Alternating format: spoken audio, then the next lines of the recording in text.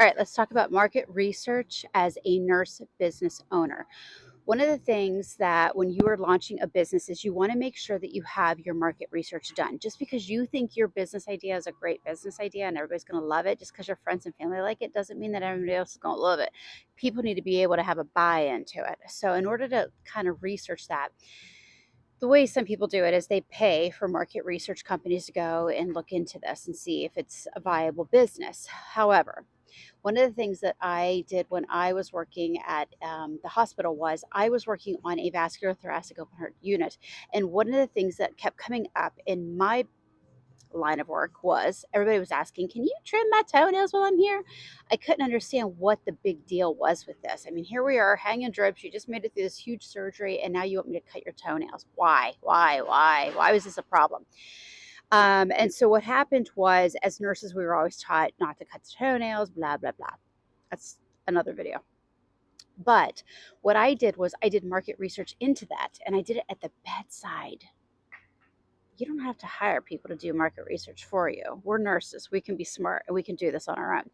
And so what I ended up doing was I started kind of asking questions. Why would you ask us to do this? Why is this a problem for you? Identify the pain points, identify the problem, and discover how you can be the solution to the problem. There's your business. If you can create a solution to the problem that your customers have, that's your business. And it can be anything. It could be, if you worked in labor and delivery and you want to help postpartum moms, I would have paid for that, by the way. If you want to help somebody understand how to sleep train infants, huge.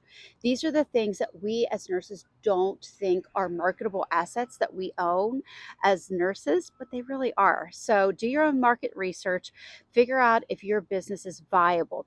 The other thing I want to talk to is I want to talk about the fact that you want to have a business that is going to sustain anything that happens in the economy. So, with my foot care business, the reason that it worked for me was during the lockdowns and the shutdowns of the pandemic, my business thrived. It grew exponentially because it was pandemic proof. Had I known that prior to that? No, I didn't know that. However, what happened was these patients discovered that if nobody was cutting their toenails, they were having a difficult time walking. And so, because a lot of podiatrists and such were not coming into the assisted livings and were providing them the foot care that they desperately needed, they were unable to walk. And so then we had problems with falls, fall risk, and so basically it was something that was a viable business. A lot of times, people start businesses because they think it looks glorious, it looks glamorous. We see it on Instagram, we see it's pretty, we see all of that stuff, and that's glorious and nice, and I get it. But is it going to pay the rent at the end of the day? If the hits the fan, are they going to continue to pay for your services? That's important.